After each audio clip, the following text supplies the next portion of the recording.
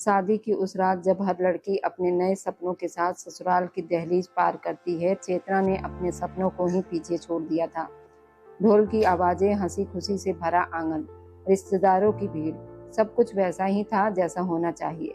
लेकिन दूल्हे रजत की आंखों में वह अपनापन नहीं था जिसकी उम्मीद हर दुल्हन करती है। रजत शहर में पला बड़ा, अपनी मर्जी का आदि, घर का इकलौता बेटा था जिसकी हर बात को घरवाले सिर आंखों पर रखते थे। उसकी बहनें भी उसी के फैसलों के आगे चुप हो जाती थी। और आज उसी रजत की शादी एक ऐसी लड़की से हो गई थी जिसे उसने कभी चाहा ही नहीं था। चेतना एक छोटे से गांव की पढ़ी लिखी संस्कारी लड़की जिसकी परवरिश ने उसे झुकना सिखाया था लेकिन टूटना नहीं। मगर इस रिश्ते में कदम रखते ही उसे समझ आ गया था कि यहाँ उसे सिर्फ निभाना नहीं, खुद को साबित भी करना होगा। रजत उससे 15 साल बड़ा था। उसके ख्याल, उसकी दुनिया, उसकी सोच, सब कुछ चेतना से अलग था। और सबसे बड़ी बात, इस शादी में उसका दिल कहीं शामिल ही नहीं था। जब चेतना ने पहली बार घूंघट के पीछे से अपने पति को देखा तो उसे एहसास हो गया था कि वह उसके लिए सिर्फ एक जिम्मेदारी है, कोई ख्वाहिश नहीं, कोई चाहत नहीं। और उसी पल चेतना ने चुपचाप अपने दिल को समझा लिया कि अब उसे प्यार मांगना नहीं, कमाना पड़ेगा। हर सुबह वो सबसे पहले उठती, घर के हर सदस्य की पसंद नापसंद याद रखती, बिना कुछ कहे हर काम करती, हर बात में खुद को ढालती, क्योंकि उसे सिखाया गया था कि एक अच्छी बहू वही होती है जो अपने ससुराल को अपना घर बना ले। लेकिन किसी ने ये नहीं बताया था कि उस घर में खुद के लिए एक कोना कैसे बचाया जाता है। दिन भर की भाग दौड़ के बाद जब रात होती तो वह उसी कमरे में जाती जहां उसका अपना पति उसके लिए अजनबी बन बैठा होता। तब उसकी आंखों में नींद नहीं, सवाल होते थे, क्या शादी सिर्फ एक समझौता है? क्या एक लड़की का फर्क सिर्फ देना ही होता है? क्या उसे कभी बिना मांगे भी कुछ मिलेगा? लेकिन हर सवाल के जवाब में वह सिर्फ एक ही फैसला करती, नहीं, वह हार नहीं मानेगी, चाहे उसे अपनी खामोशी बेचनी पड़े, अपने आंसू छुपाने पड़े, अपनी ख्वाहिशों का गला घोटना पड़े। वह इस रिश्ते को टूटने नहीं देगी, क्योंकि उसके लिए ये शादी सिर्फ एक रिश्ता नहीं, उसकी पूरी दुनिया थी। धीरे धीरे उसने अपने हंसी को कम कर दिया, अपनी पसंद को भुला दिया, अपने सपनों को सुला दिया और खुद को इस कदर बदल लिया कि उसे पहचानना मुश्किल हो जाए। लेकिन फिर भी रजत के दिल का दरवाजा उसके लिए बंद ही रहा। और यहीं से शुरू होती है चेतना की वो कहानी, जहाँ एक लड़की हर दिन थोड़ा थोड़ा खुद को खोती है, सिर्फ एक उम्मीद में कि एक दिन कोई उसे समझेगा, उसे चाहेगा और उसे उसका हक देगा। क्योंकि एक लड़की को अपने ससुराल में जगह बनाने के लिए सिर्फ घर नहीं, दिल भी जीतना पड़ता है। और ये जंग दुनिया की सबसे खामोश और सबसे दर्दनाक जंग होती है। मैं आज भी वो रात नहीं भूल पाती, मेरी जिंदगी की पहली रात जिसके बारे में मैंने सिर्फ कहानियां सुनी थी, लेकिन सच इससे भी कहीं ज्यादा उलझा हुआ था। मैं चेतना हूँ, एक साधारण गांव की लड़की जिसे अचानक एक ऐसे रिश्ते में बांध दिया गया जहां सब कुछ मेरे लिए नया और अनजान था। मेरी शादी रजत से हुई थी जो मुझसे 18 साल बड़ा था। मैंने कभी सोचा भी नहीं था कि मेरी जिंदगी इस मोड़ पर आकर इस तरह बदल जाएगी। रजत शहर में रहने वाला एक गंभीर स्वभाव का इंसान था, जबकि मैं अभी अभी बचपने और मासूमियत के बीच कहीं खड़ी थी। हमारी शादी पूरे हिंदी रीति रिवाजों के साथ हुई थी, 7 फेरे, सिंदूर, मंगलसूत्र, परिवार वालों की खुशियाँ, सब कुछ बहुत सुंदर था। लेकिन मेरे दिल में एक अजीब सा डर था। उस रात जब वो मेरे करीब आया तो मेरे दिल की धड़कन जैसे रुक गई। मुझे कुछ समझ नहीं आ रहा था। मैं घबरा गई, डर गई और बस यही चाहती थी कि वो पल किसी तरह गुजर जाए। रजत ने शायद मेरे डर को महसूस कर लिया था, इसलिए वह अचानक मुझसे दूर हो गया। मैंने उसे जाते हुए देखा तो दिल में एक अजीब सी खालीपन महसूस हुआ, जैसे मैं पहली ही रात हार गई हूँ। उसकी बाहों ने मुझे बहुत कुछ समझाया था, पति को कैसे अपना बनाना है, मगर मैं इन सब बातों से अनजान थी। अगली सुबह जब उन्होंने मुझसे सवाल किए तो मैं शर्म से नजरें झुका गई। मुझे खुद पर दुख हो रहा था कि मैं पत्नी होने का फर्ज भी पूरा नहीं कर सकी। मगर इस सब के बावजूद मेरे दिल में एक जिद पैदा हो गई थी कि मैं रजत के दिल में अपनी जगह जरूर बनाऊंगी। समय धीरे धीरे गुजरता गया। मैंने रजत को समझने की कोशिश की, उसकी चुप्पी को पढ़ना सीखा। मैंने खुद को बदला और संभाला और एक नई चेतना बनने की कोशिश की। शायद मेरी यही कोशिश रंग लाई, क्योंकि एक दिन रजत ने पहली बार मेरी तरफ ऐसे देखा जैसे वो मुझे सच में देख रहा हो। मुझे तब एहसास हुआ कि रिश्ते जबरदस्ती नहीं बल्कि धोरे और समझदारी से बनते हैं, और कुछ दूरियां समय के साथ खुद भी मिट जाती हैं अगर इरादा सच्चा हो। मैं उस दिन भी बहुत उम्मीद से बैठी थी। दिल चाहता था कि रजत मेरे करीब आए, मुझसे बात करे, मगर वह अचानक उठा और चुपचाप बालकनी में चला गया। उसकी ये बेरुखी मेरे दिल पर ऐसे लगी जैसे किसी ने अंदर ही अंदर कुछ तोड़ दिया हो। अगले दिन जब मैंने हिम्मत करके सारी बात अपनी नंदों को बताई तो वह दोनों हैरान रह गईं। एक ने माथा पकड़ लिया, दूसरी ने मुझे घूर कर देखा। चेतना, तुमने बिल्कुल भी समझदारी नहीं दिखाई। अगर तुम हमारे बताए तरीके पर चलती तो हालात कुछ अलग होते। फिर वे दोनों मुझे समझाने लगी पति का दिल कैसे जीता जाता है। उनकी बातों में प्यार कम और दबाव ज्यादा था। उन्होंने कहा, याद रखना, अगर तुमने हमारी बात नहीं मानी तो रजत तुमसे दूर हो सकता है और शायद किसी और को अपनी जिंदगी में जगह दे दे। क्या तुम ये सह पाओगी? मेरा दिल कांप उठा, आंखों में आंसू भर आए। मैंने रोते हुए कहा, नहीं, मैं ऐसा कभी नहीं होने दूंगी। मैं अपने पति को किसी और के साथ नहीं बांट सकती। उन्होंने मुझे समझाया भी और साथ ही मेरे दिल में एक डर भी बैठा दिया। अगले कुछ दिन वो मेरे पास रही, मुझे अलग अलग तरीके सिखाती रही। मैं पूरी कोशिश करती थी सब कुछ वैसा ही करूं जैसा वो लोग कहती हैं, मगर जब रजत के सामने जाती तो सब कुछ उलझ जाता। मैं खुद को वैसा बना नहीं पाती थी। रजत भी जैसे बदल गया। वह न मुझसे नाराज होता न करीब आता। उसकी चुप्पी और दूरी ने मुझे बेबस कर दिया था। मैं रातों को जागकर सोचती रहती, आखिर मुझ में क्या कमी है, मैं और क्या करूं वो मुझे महसूस करे। मैंने घर के हर काम को दिल से करना शुरू कर दिया। उसकी पसंद का खाना बनाती, उसके माता पिता का ध्यान रखती थी, मम्मी जी का भी पूरा सम्मान करती थी। मुझे लगता था शायद यही सब कुछ उसे मेरे करीब ले आएगा, मगर सच ये था कि वह अभी भी मुझसे दूर था। फिर एक रात मैंने खुद से सवाल किया, क्या मैं सच में खुद को खोकर ये रिश्ता जीतना चाहती हूँ? उसी पल मुझे एहसास हुआ कि प्यार सिर्फ किसी को पाने का नाम नहीं है, बल्कि अपनी इज्जत को बचाए रखने का भी नाम है। मैंने धीरे धीरे खुद को संभाला और खुद को वैसा ही रहने दिया जैसा मैं सच में थी। शायद यही मेरा सबसे बड़ा फैसला था, क्योंकि सच्चे रिश्ते दबाव से नहीं, सच्चाई से जीते जाते हैं। मैं उस समय शायद बहुत कम उम्र की थी, मगर इतना जरूर समझने लगी थी कि हर इंसान की अपनी कुछ इच्छाएं होती हैं और रजत भी उनसे अलग नहीं था।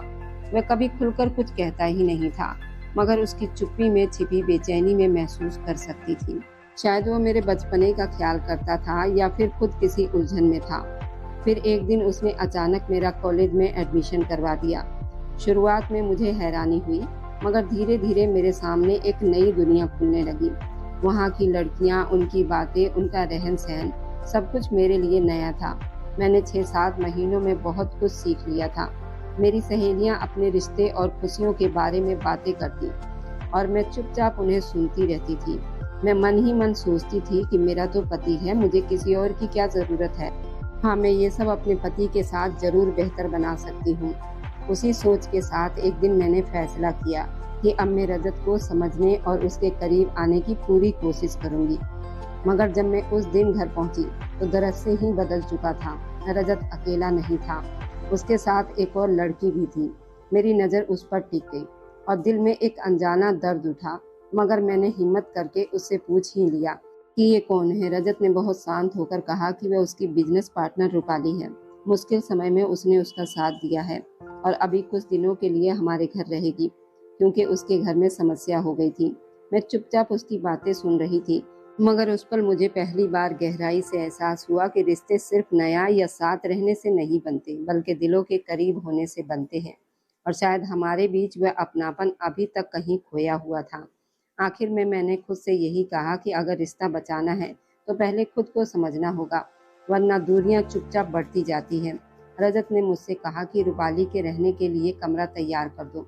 मैंने चुपचाप सिर हिला दिया, आंखों में आते आंसू छुपाते हुए ऊपर चली गई। कुछ देर के बाद जब मैं नीचे आई तो देखा रूपाली हंसते हुए रजत के बहुत करीब बैठे बातें कर रही थी, जैसे वह इस घर का हिस्सा हो। ये दृश्य मेरे लिए सहना आसान नहीं था, मगर मैंने खुद को संभाला और मुस्कुराते हुए कहा कि कमरा तैयार है और खाना भी लग चुका है, सब हमारा इंतजार कर रहे हैं। वे दोनों साथ ही खाने की मेज की तरफ आए। रूपाली आते ही सबको नमस्ते करके रजत के पास वाली कुर्सी पर बैठ गई। मैं जो खाना परोस रही थी एक पल के लिए रुक गई। दिल में बहुत चुभन हुई, मगर मैंने हिम्मत करके कहा, ये जगह मेरी है, आप दूसरी तरफ बैठ जाइए। मेरी आवाज नरम थी लेकिन इरादा मजबूत था। रजत ने तुरंत मुझे देखा और नाराज होकर बोला, चेतना, क्या फर्क पड़ता है, तुम कहीं और बैठ जाओ। उसकी बातें मेरे दिल को चोट पहुंचा गई। मगर तभी मम्मी जी बात संभालते हुए कहा कि हर किसी को अपनी जगह का ध्यान रखना चाहिए। उनकी बात सुनकर मुझे थोड़ा हौसला मिला और रूपाली चुपचाप दूसरी कुर्सी पर जाकर बैठ गई। मैं रजत के साथ तो बैठ गई, मगर मेरे दिल में बेचैनी थी। रूपाली की नजरें और उसका अंदाज मुझे अजीब सा लग रहा था, जैसे वह सिर्फ मेहमान नहीं बल्कि कुछ और चाहती हो। उस समय मैं कुछ समझ नहीं पाई, मगर दिल बार बार कह रहा था, ये कुछ दिन आसान नहीं होने वाले। खाने के बाद रजत और रूपाली दोनों स्टडी रूम में चले गए। कहते थे कि काम की बातें करनी है, मगर मेरा दिल मान ही नहीं रहा था। मैं अपने कमरे में बेचैनी से टहलती रही। समय गुजरता गया, रात के 11 बज गए, मगर रजत वापस नहीं आया। आखिर में मैंने खुद को रोका नहीं और नीचे चली गई। जब मैंने दरवाजे से अंदर झांका तो वह सच में काम ही कर रहे थे, मगर रूपाली का अंदाज मुझे खटक रहा था। वह रजत के बहुत करीब झुकी हुई थी, जैसे जरूरत से ज्यादा करीब। मेरे अंदर एक अजीब सी जलन उठी, मगर मैंने खुद को संभाला और अंदर जाकर धीरे से कहा, रजत, आप अभी तक जाग रहे हैं? चलिए न कमरे में, मुझे नींद नहीं आ रही। रजत ने एक नज़र मेरी तरफ देखा और ठंडे स्वर में बोला, चेतना, मैं अभी काम में व्यस्त हूँ, तुम जाकर सो जाओ, मैं खुद आ जाऊंगा। उसकी बात ने मुझे वहीं रोक दिया। मैं कुछ कहना चाहती थी, मगर शब्द गले में ही अटक गए। तभी रूपाली ने मुस्कुराकर मेरी तरफ देखा और कहा, लगता है तुम्हें अभी भी समझ नहीं आया। उसके शब्द नरम थे, मगर चोट बहुत गहरी थी। मेरी आंखों में आंसू आ गए, मगर मैंने खुद को संभाला और चुपचाप वापस आ गई। उस रात मैंने फैसला कर लिया कि अब मैं सिर्फ चुप रहने वाली नहीं हूँ। कमरे में आकर मैं बहुत रोई, खुद को दोषी देती रही। काफी देर के बाद दरवाजा खुला और रजत अंदर आया। मुझे रोता देखकर वो परेशान हो गया। वो मेरे पास बैठा और बोला, क्या हुआ चेतना, तुम रो क्यों रही हो? मैंने रोते हुए कहा, आप देर से आए और फिर भी मेरे पास नहीं आए। मेरी आवाज में शिकायत भी थी, दर्द भी। रजत ने मेरे बालों में हाथ फेरते हुए कहा, ऐसी कोई बात नहीं, मेरी पत्नी हो तुम, मैं तुम्हें छोड़कर कहाँ जा सकता हूँ। वह तो सिर्फ काम की बातें थी। उसकी बातों से मुझे थोड़ी बहुत राहत मिली। मैं उसके सीने से लग गई। हम दोनों लेटे ही थे कि दरवाजे पर दस्तक हुई। रजत ने दरवाजा खोला तो सामने रूपाली खड़ी थी। उसने कहा कि उसे अकेले सोने से डर लग रहा है और उसने रजत के साथ चलने की विनती की। उसके शब्दों में चालाकी साफ थी। रजत एक पल के लिए रुका, फिर मेरी तरफ देखा। मेरी आंखों में आंसू थे, मगर मैं कुछ कह नहीं सकी। उसने सिर्फ इतना कहा, मैं अभी आता हूँ, और दरवाजा बंद करके चला गया। मैं फिर अकेली रह गई, और इस बार यह अकेलापन पहले से ज्यादा भारी था। समय गुजरता गया, मगर वह वापस नहीं आया। आखिर मैंने हिम्मत की और उसके कमरे की तरफ बढ़ गई। दरवाजा धीरे से खोला तो दृश्य मैंने देखा। उसने मेरी बची हुई हिम्मत भी तोड़ दी। वे दोनों एक दूसरे के बहुत करीब थे। उस पल मुझे लगा जैसे सब कुछ खत्म हो गया। मैंने कांपती आवाज में कहा, ये क्या हो रहा है? रजत चौंक कर उठा, रूपाली भी घबरा गई। मैंने आंसुओं के साथ कहा, आप तो कहकर गए थे कि अभी आते हैं, और यहाँ ये सब। उसी पल मुझे जवाब से ज्यादा अपनी सच्चाई समझ आ गई थी। कभी कभी सच सामने आने में समय लगता है, लेकिन जब आता है तो इंसान को अंदर से पूरी तरह बदल देता है। जब मैंने वह दृश्य देखा तो एक पल के लिए जैसे सब कुछ रुक गया। रजत की शर्ट के बटन खुले हुए थे और वह घबराकर तुरंत बैठा, जबकि रूपाली हैरानी से सब कुछ समझने की कोशिश कर रही थी। उसने तुरंत खुद को संभाला और मासूम बनने का नाटक करते हुए बोली, मुझे लगा ये मेरे पति हैं, मुझे नहीं पता था कि आप यहाँ आ जाएंगी। उसकी आंखों में आंसू थे, लेकिन अब उसकी चालाकी मुझे साफ दिखाई दे रही थी। रजत ने भी बात को वहीं खत्म करना चाहा और चुपचाप बाहर निकल गया, जैसे उसमें सच का सामना करने की हिम्मत ना हो। जैसे ही वह बाहर गया, मेरे अंदर दबा हुआ सारा गुस्सा भड़क उठा। मैं उसके करीब गई और बिना कुछ सोचे उसके बालों को जोर से पकड़कर झटका दिया। खबरदार, अगर दोबारा मेरे पति के करीब आने की कोशिश की, वह सिर्फ मेरे हैं। मेरी आवाज में गुस्सा भी था और दर्द भी। मैंने उसे सख्ती से चेतावनी दी और फिर खुद को संभालते हुए कमरे से बाहर आ गई। रूपाली गुस्से से तड़प रही थी, लेकिन उसकी आंखों में अब भी वही जिद थी, जैसे वह हार मानने वाली ना हो। जब मैं वापस अपने कमरे में आई तो रजत पहले से वहां मौजूद था। परेशान होकर मेरा इंतजार कर रहा था। उसने मेरा हाथ पकड़ने की कोशिश की, मगर मैंने तुरंत झटक दिया। मुझे हाथ मत लगाइए, मुझे आपकी कोई बात नहीं सुनी। मेरी आवाज़ ठंडी थी, जैसे अंदर का सारा दर्द अब खामोशी में बदल गया हो। मैं बिस्तर पर जाकर लेट गई, मगर नींद कहाँ आने वाली थी। आंसू चुपचाप बहते रहे और मैंने उससे बात करना भी ठीक नहीं समझा। रजत बार बार मुझे बुलाता रहा, मगर मैंने जवाब देना छोड़ दिया। उस रात हमारी खामोशी सब कुछ कह गई थी। सुबह जब वो उठा तो कमरे में मैं नहीं थी। मैं नीचे जाकर नाश्ता तैयार कर चुकी थी, जैसे कुछ हुआ ही ना हो। मगर सच ये था कि सब कुछ बदल चुका था। मैंने उसके सामने बैठकर भी उससे कोई बात नहीं की। वो मुझे देख रहा था जैसे कुछ कहना चाहते हो, मगर अब मैं सुनने के लिए तैयार नहीं थी, क्योंकि कभी कभी एक पल की सच्चाई पूरे रिश्ते की नींव हिला देती है। और उस दिन मैंने सीख लिया था, खामोशी भी बहुत कुछ कह जाती है, बस सुनने वाला चाहिए। उस दिन भी सब कुछ मेरे सामने हो रहा था, मगर मैं कुछ कर नहीं पा रही थी। रूपाली ने जल्दी करने को कहा तो रजत ने बिना मेरी तरफ देखे ही खाना खत्म किया। उसके साथ ऑफिस के लिए निकल गया। मैं वहीं बैठी रह गई और मेरी आंखों से फिर से आंसू बहने लगे। मुझे समझ नहीं आ रहा था मैं किससे मदद मांगूं, कौन मेरा दर्द समझेगा। दिल में बार बार यही डर आ रहा था कि रूपाली हर मौका अपने हाथ से नहीं जाने देगी। वह जरूर रजत को अपने जाल में फंसाने की कोशिश करेगी। अगर वह सफल हो गई तो मेरा क्या होगा। उसी उलझन में थी कि मम्मी जी ने मुझे देख लिया। मेरी हालत देखकर वह तुरंत मुझे अपने कमरे में ले गईं। उनकी नरमी ने मेरा हौसला तोड़ दिया और मैंने रोते हुए उन्हें सब कुछ बता दिया। वह भी परेशान हो गई, मगर फिर मुझे समझाते हुए बोली, बेटा तुम्हें हिम्मत से काम लेना होगा। रिश्ता मजबूत करने के लिए कभी कभी धैर्य सबसे बड़ा हथियार होता है। उनकी बातों में दिलासा भी था और चिंता भी। मैंने उनसे पूछा कि आखिर मैं क्या करूं? रजत मुझे देखे, मुझे महसूस करे, मगर जवाब शायद किसी के पास भी आसान नहीं था। उस दिन के बाद मैंने फैसला कर लिया कि अब मैं खुद को पीछे नहीं रखूंगी। मैंने अपनी झिझक को एक तरफ रख दिया और कोशिश की कि मैं अपने रिश्ते को बचाने के लिए जो कर सकती हूँ वो करूँ। शाम बीत गई, रात हो गई, मगर रजत वापस नहीं आया। दिल बेचैन होता जा रहा था। मैंने घर वालों को खाना खिलाकर सुला दिया, मगर खुद जागती रही। रात के करीब 12 बज रहे थे। दरवाजा खुला। रजत रूपाली के साथ अंदर आया। वह आधी बेहोशी की हालत में लग रहा था। रूपाली उसे सहारा दे रही थी। ये दृश्य देखकर मेरे अंदर कुछ टूट कर बिखर गया। मैं तुरंत उनकी तरफ बढ़ी। दिल में हजारों सवाल थे, मगर जुबान जैसे साथ छोड़ रही थी। उसी पल मुझे गहराई से एहसास हुआ, अगर मैंने खुद अपनी जगह के लिए खड़ा होना नहीं सीखा तो कोई और आकर मेरी जिंदगी का फैसला कर देगा। और कभी कभी चुप रहना सबसे बड़ी गलती बन जाता है। मैंने जैसे ही रजत को उस हालत में देखा, मेरा दिल जोर से धड़कने लगा। मैं तुरंत उसके करीब गई और घबराकर पूछा, ये क्या हुआ आपको? मगर वो बेहोशी की हालत में था। उसकी आंखें भी ठीक से नहीं खुल रही थी। मेरी नज़र तुरंत रूपाली पर गई। मेरे अंदर का गुस्सा फूट पड़ा। तुमने क्या किया इनके साथ? ये इस हालत में पहले कभी नहीं आए। सच बताओ रूपाली। रूपाली ने एक अजीब सी मुस्कान के साथ मेरी तरफ देखा, जैसे उसे मेरे दर्द से कोई फर्क नहीं पड़ता हो। उसने कहा, अरे कुछ नहीं, हम लोग एक पार्टी में गए थे, वहाँ रजत ने खुद ही शराब पी ली।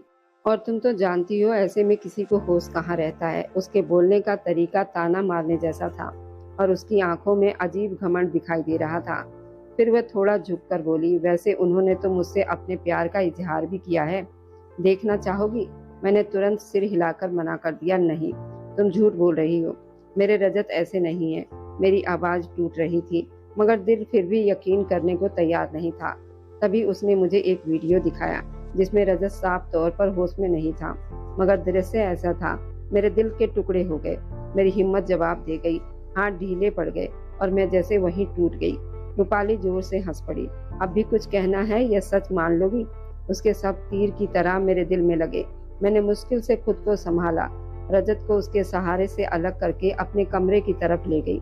दूर हो जाओ मेरी नजरों से, तुम्हें मैं बाद में देख लूंगी, मैंने गुस्से और दर्द में कहा।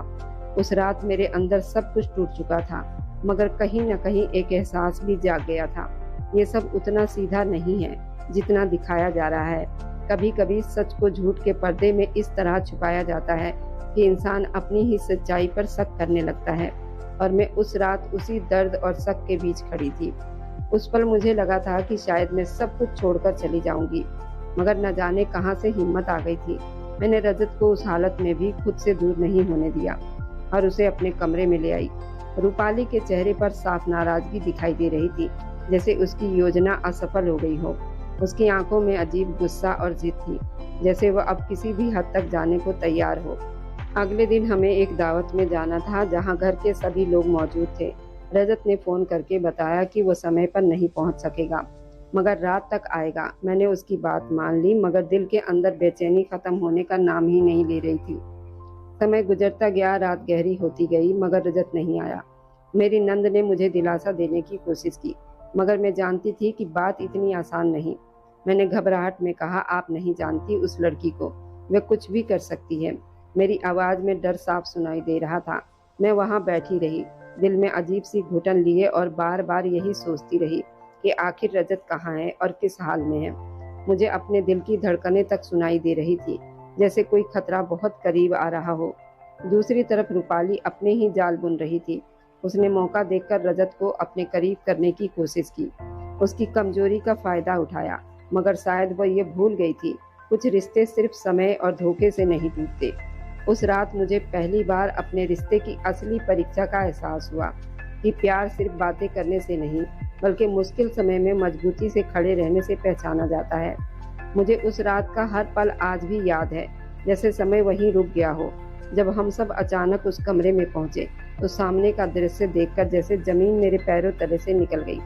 रजत आधी बेहोशी की हालत में था और रूपाली उसके बहुत करीब थी, मगर उस पल कुछ साफ हो चुका था।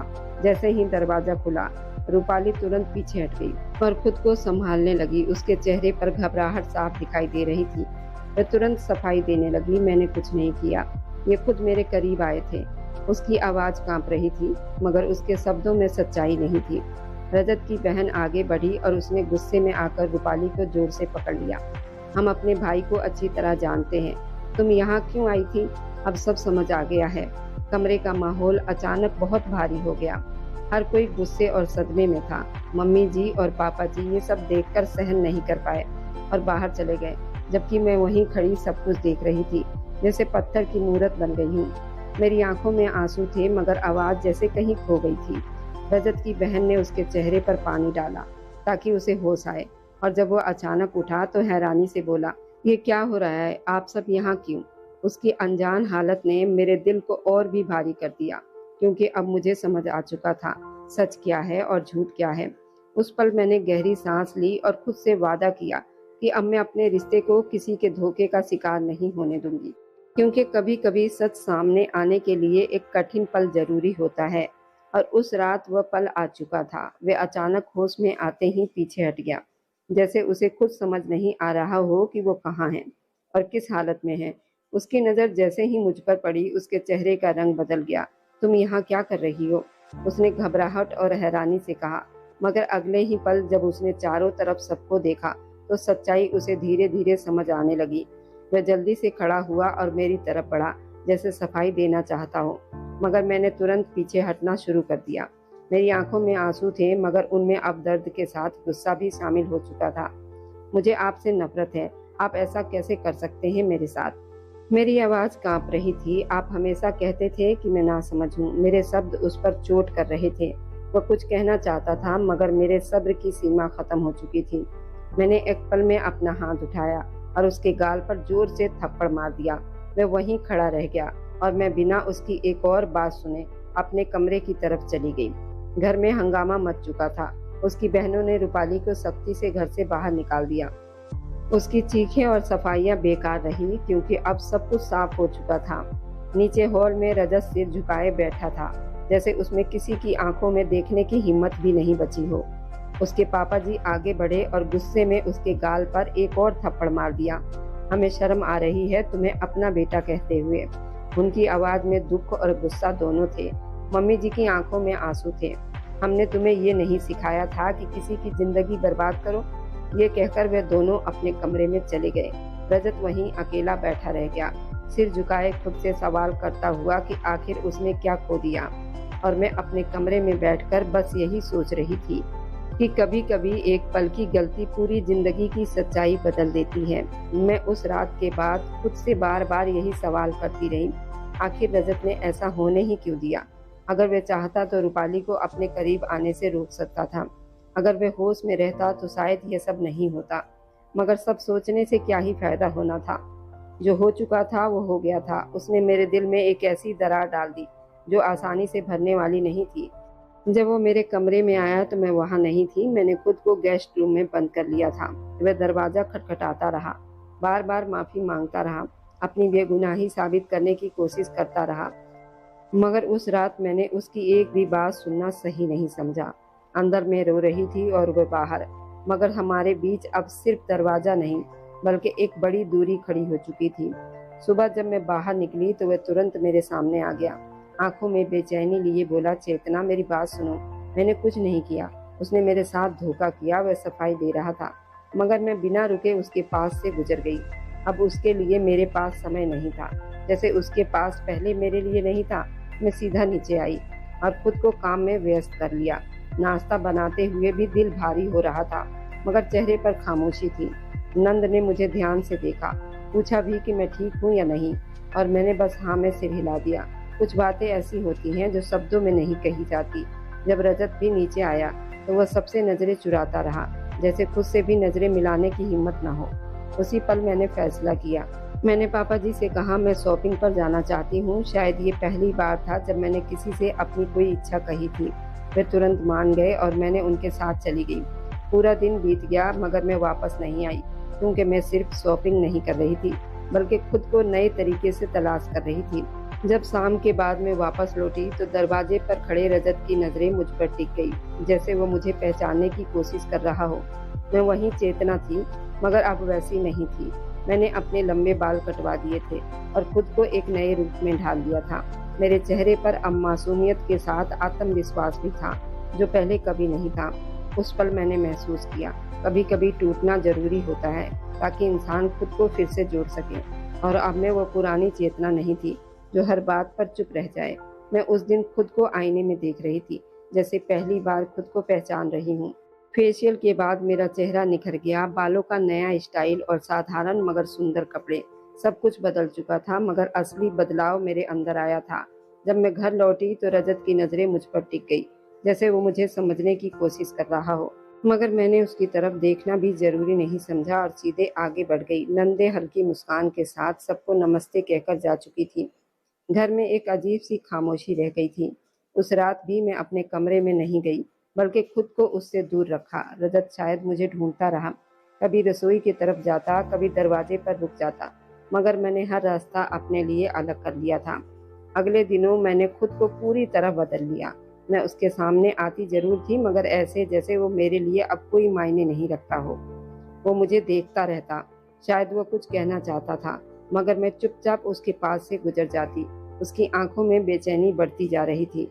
शायद पहली बार उसे एहसास हो रहा था किसी को नजरअंदाज करना कैसा लगता है। वह पल मेरे लिए कमजोरी का नहीं बल्कि ताकत का था। मैंने सीख लिया था अपनी कीमत खुद बनानी पड़ती है, और जब इंसान खुद को जरूरी समझने लगता है तो दुनिया भी उसे वैसे ही देखने लगती है। वह सच में अब ऐसे इंसान की तरह हो गया था जैसे अपनी ही गलती की सजा भुगत रहा हो। मैं जानबूझकर खुद को उससे दूर रखती, मगर अपने अंदाज में एक नया आत्मविश्वास ले आई थी। जब मैं रसोई से निकलकर नाश्ते की मेज पर आई तो उसकी नजरें मुझ पर टिक गई। मैंने सादगी के साथ मगर बहुत सुंदर तरीके से खुद को तैयार किया था, और शायद पहली बार उसे एहसास हुआ कि मैं सिर्फ वो मासूम लड़की नहीं रही जो हर बात पर चुप हो जाती थी। वो मुझे देखता रह गया, जैसे कुछ कहना चाहता हो, मगर मैंने हमेशा की तरह उसकी तरफ ध्यान नहीं दिया। मैं अपना काम करती रही, जैसे उसकी मौजूदगी अब मेरे लिए कोई मायने नहीं रखती हो। यही बेरुखी उसके लिए सबसे बड़ी सजा बन चुकी थी। वह कई दिनों से कोशिश कर रहा था कि मुझसे बात करे, माफी मांगे, मगर मैं हर बार चुपचाप उसके पास से गुजर जाती। एक दिन अचानक मेरा पैर फिसल गया और मैं गिरने ही वाली थी कि उसने तुरंत मुझे थाम लिया। एक पल के लिए हमारी नजरें मिली, मगर मैंने तुरंत खुद को संभाला और उससे अलग होने की कोशिश की। उसी पल मैंने साफ शब्दों में कहा, मुझे छोड़ दीजिए। मेरी आवाज में वो नरमी नहीं थी जो पहले हुआ करती थी।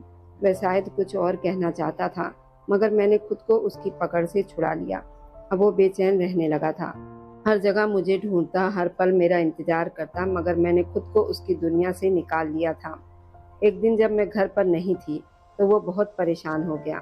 आखिर उसने हिम्मत करके अपनी मम्मी जी से पूछ ही लिया, चेतना कहाँ है। मम्मी जी ने उसकी तरफ देखकर हल्के गुस्से में कहा, याद आ ही गई तुम्हें अपनी पत्नी की, बाहर गई है, आ जाएगी। वे चुप हो गया, मगर उसके दिल की बेचैनी बढ़ती जा रही थी। और मैं अब वो पुरानी चेतना नहीं रही जो सिर्फ इंतजार करती रहे। मैंने सीख लिया था कि खुद की इज्जत करना ही असली ताकत है, और जो रिश्ता कदर ना करे उसे खामोशी से सबक देना भी जरूरी होता है। मैं उस रात जानबूझकर देर से वापस आई थी। शायद पहली बार मैं चाहती थी वह भी वो बेचैनी महसूस करे जो मैंने हर रात झेली थी। जैसे ही गाड़ी घर के बाहर रुकी, मैंने दीपक के साथ बाहर निकली।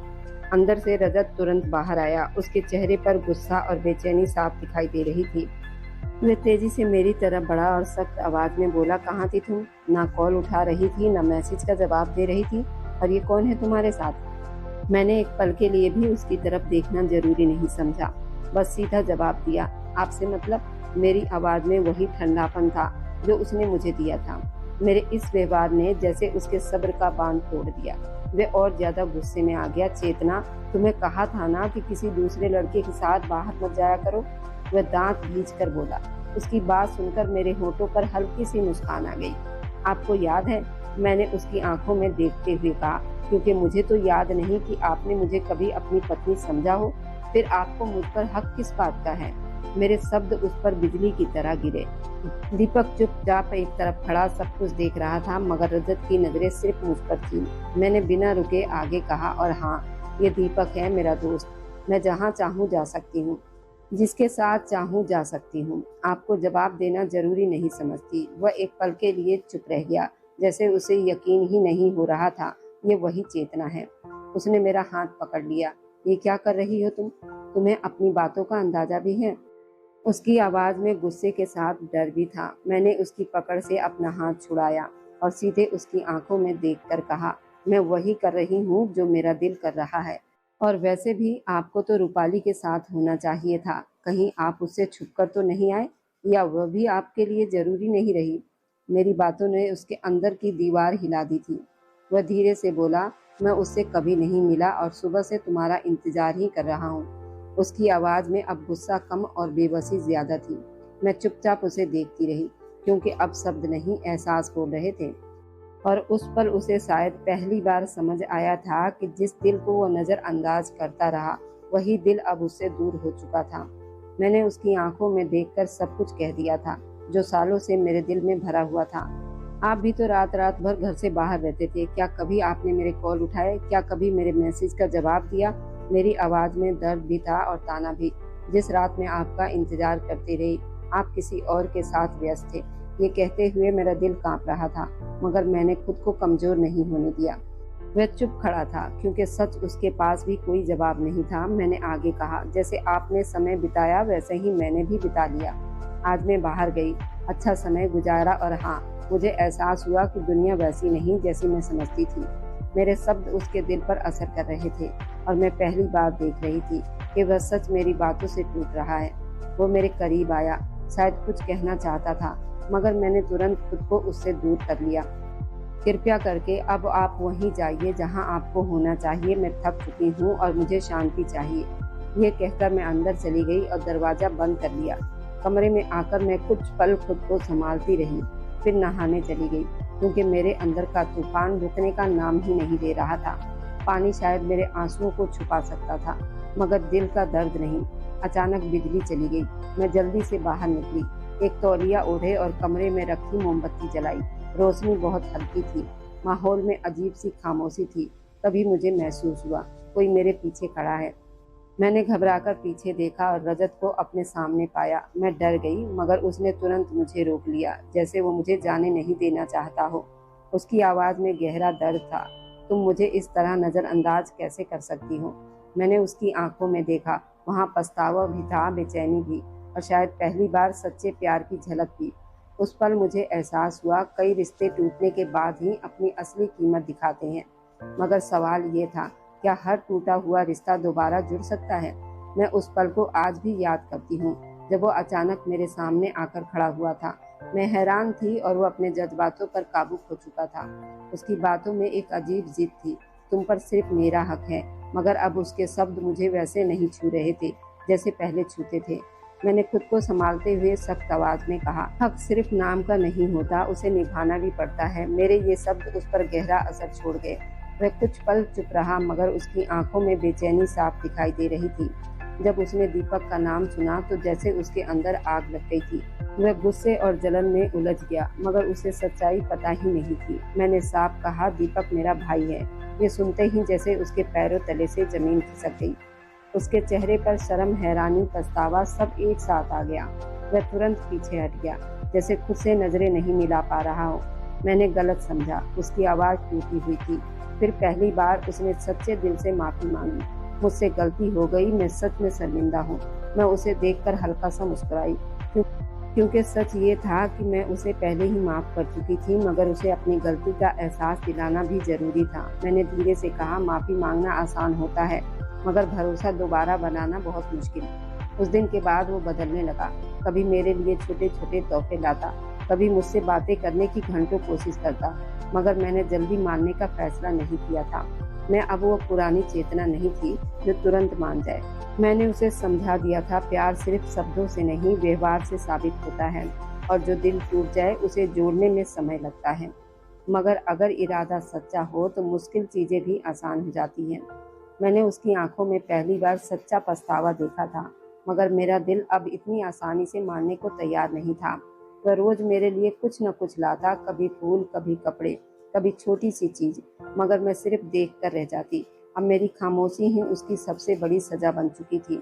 वह तड़पता, माफी मांगता, मगर मैंने खुद को मजबूत रखा, क्योंकि मैं चाहती थी कि वह सिर्फ माफी ना मांगे, बल्कि बदल कर दिखाए।